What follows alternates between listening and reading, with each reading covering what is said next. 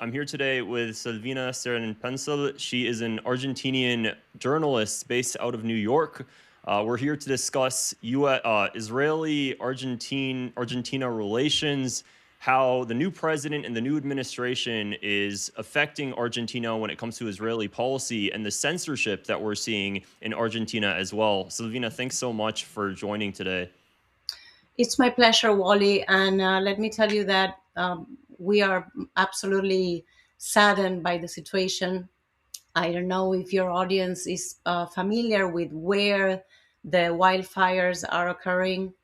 It's the Patagonia region, world famous for its beauty, for its lakes, its mountains, its woods, its forest, its wooden areas with trees that are, a zillion years old. And so the fact that we are seeing those areas, particularly the province of Chubut, engulfed in flames, and all the firefighters, some of them are volunteer. They don't receive any monetary compensation for their work. They are putting it all there, leaving it all, and it's our hearts are really broken with this situation. Absolutely. And can you share a little bit more about that? Is this the first time something like this has happened? Have there been wildfires before? Yes, unfortunately, it's not the first time, though. This time is really it's a major wildfire. 30,000 acres have been impacted. It's a region that tends to have, it's very dry. It has drafts. It have strong winds, so it's like a cocktail, a perfect storm, a combination of factors that typically tend to have these wildfires. But the thing here is that 95% of the fires are caused by humans. So even though I am talking about the winds, this has been, in this case, now in January 2026, officials have already got to the conclusion, arrived to the conclusion that this has been intentional. So there were some signs, that are impossible to deny, like fire accelerants or bottles with Molotov cocktails. A small explosive device was found in the area. So it's irrefutable. It's been intentional. Absolutely. And, there's been a lot of evidence and a lot of speculation going around on social media about who caused these fires. The government is stating that an indigenous community known as the Mapuche, I believe I'm pronouncing it right, maybe, have caused these fires. It seems like they're using a scapegoat. A lot of others are saying Israeli tourists are. So, what's the best information we have available regarding this? Well, the Mapuche communities are very proud of their land. They are very spiritual. So I don't think that is, a hypothesis that is solid and that has a lot of weight. Um, you know, it's impossible that the Mapuches are behind this. What the government is supporting is a very ambiguous idea of that they are investigating, without really saying who is behind this, but they are calling it environmental terrorism. So, and also what we thought, what we saw, what we witnessed is that the fact that many people are saying online, especially online, that that the culprits are Israeli citizens or Israeli tourists or backpackers, has been faced with an enormous amount of repudiation and censorship from the president himself, who is, a Zionist. He's like Benjamin Netanyahu and Donald Trump's protege in the area, and he's paving the way for Zionism to penetrate in Latin America. So imagine there was a case of a well-known radio host who, I think she said something along the lines, two backpackers or Israeli citizens were behind this, and immediately the condemnation from the president himself on X saying like something like the dark side, and then he reposted her tweet or her comments. So imagine the pressure and the level of intimidation, right? And people who say these are immediately labeled as conspiracy theorists, that they don't have evidence, and of course it's very difficult to prove. But that said, given that our government, as I was telling you, is super Zionist, that the amount of times that the president traveled to Israel, I already lost count. That every time that he comes to New York, he manages to have a bilateral meeting with Netanyahu. Um, there are many governors who travel to Israel, and the fact that people from the area, from Patagonia, they say that all the time these backpackers, quote unquote, are in the area. They are like behaving irrationally or suspiciously, better said, taking pictures, but not in a touristy manner, like as if they were mapping the area, as if they were conducting like surveillance operations. And this is something that the lugareños, the locals, are saying, and it's not something new. And it happens also in our neighbor, Chile. And they also have they had part of Torres del Paine, a very famous national park. Many people in America probably went there because it's a world gem, as if as it is our Patagonia. They had in the past an individual from Israel who was formally accused of setting big chunks of the national park Torres del Paine on fire. And he paid a fine, and it was, a mini scandal. And then they gave him back his passport, and he went back to Israel after paying, a minimum fine. But we're talking about the livelihood of many people here involved. These fires have enormous consequences, and the ghost of Zionism, even though people don't may not have proofs, especially with the background of the genocide in Gaza and Palestine, and this cozy relationship between our government and Israel and the U.S. Well, call me a conspiracy theorist. I don't care. People won't be able to call me a pro-genocide, so I'm okay with that. Yeah, absolutely. And what's in it for the Israeli tourists? What are the benefits that they would gain from starting these fires? I think there's a interesting argument behind that as well. Well, Wally, for starters, when you set such an enormous amount of acres, or hectareas is how we call them, on fire, it's like the first step of any project, right? You level it.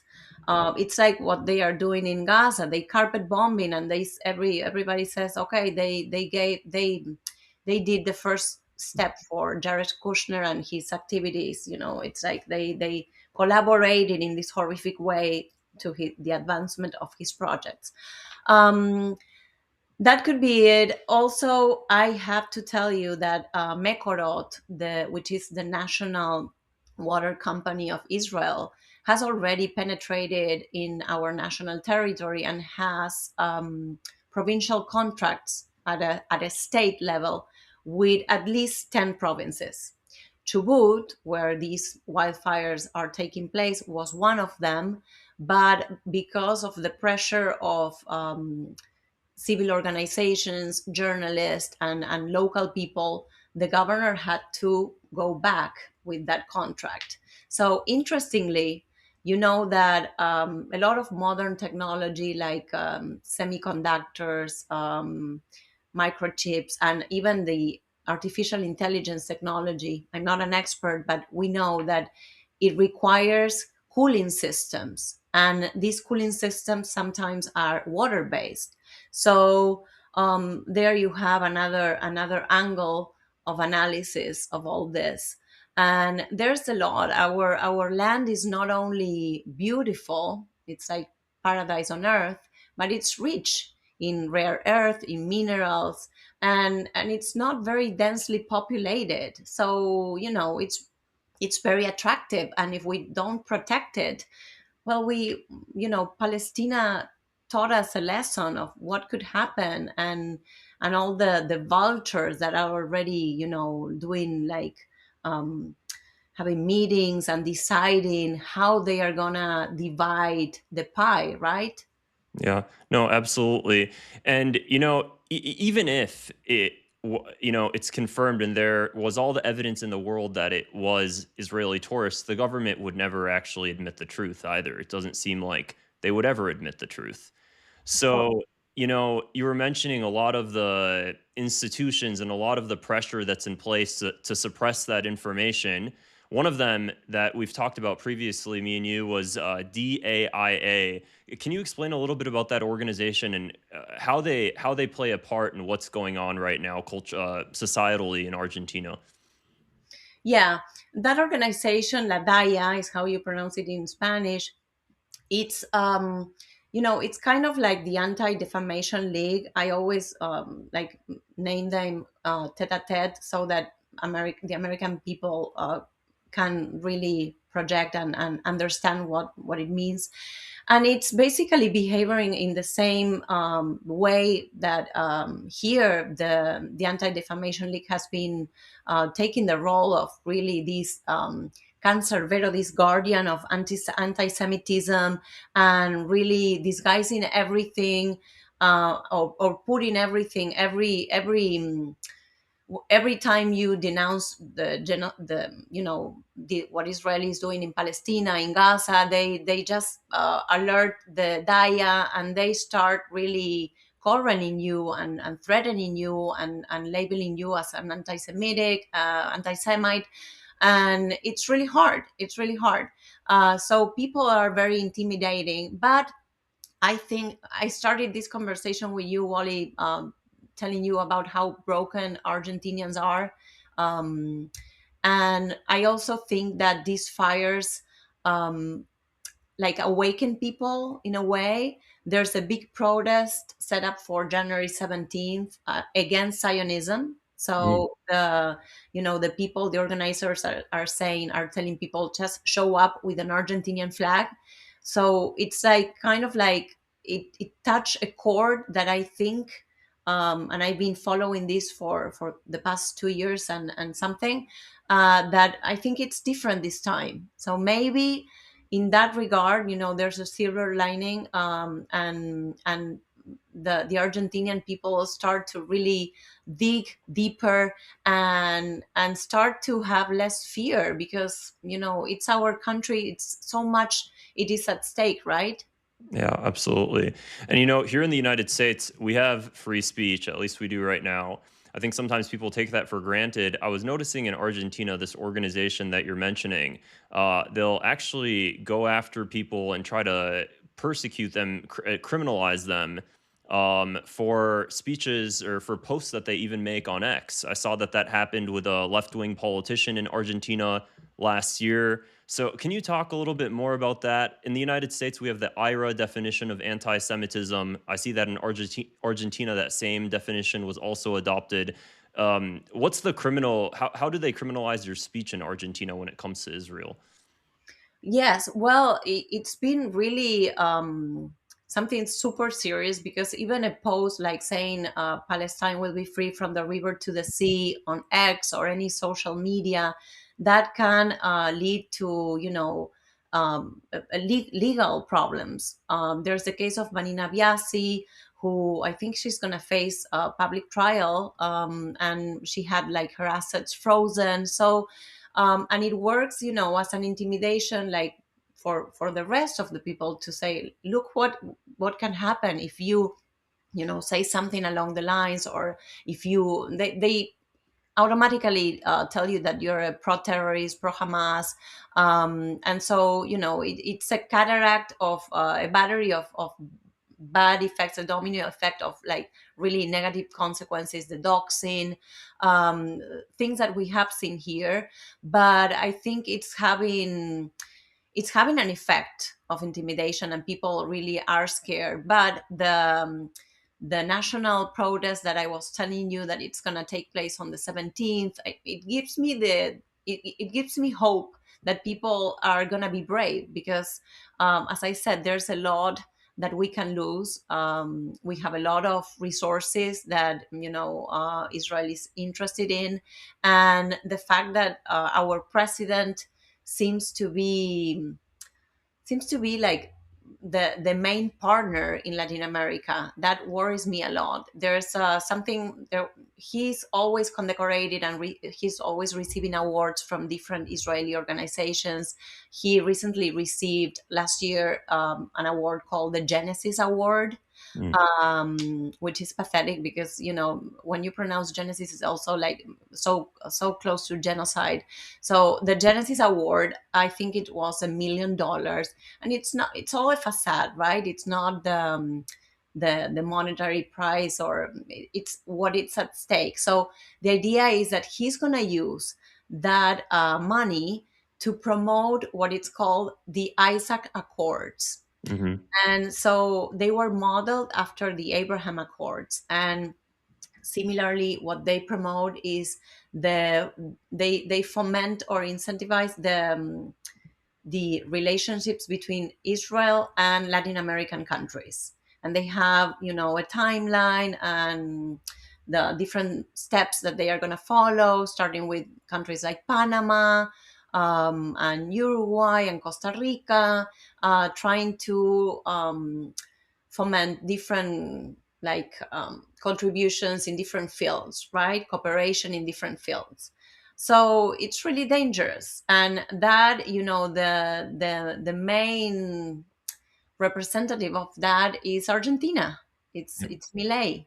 It's not Argentina. We are not all some. There's a lot of organizations like Judíes for Argentina, like Jewish Voice for Peace, that are solid, and they do a lot to separate themselves from these, and to say not in my name. So when I say Argentina, I'm referring to the government, not to us, the Argentinians. No, absolutely. I'm glad that you brought that up, though, the Isaac Accords, because it seems like there is a Zionist plan for Latin America right now. That's really happening right now. So much of the focus is on Zionism in the Middle East, but Zionism is really trying to take a foothold in Latin America, and he is spearheading this. He's trying. It seems like they're trying to get as many South American countries on board with Zionism.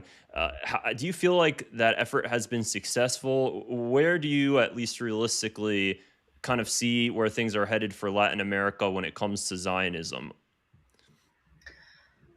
It's a slippery slope, Wally, and it's really dangerous, because in Argentina, the big media has a lot of power. People have their TVs on even if they are doing the dishes, or having a glass of wine in another room.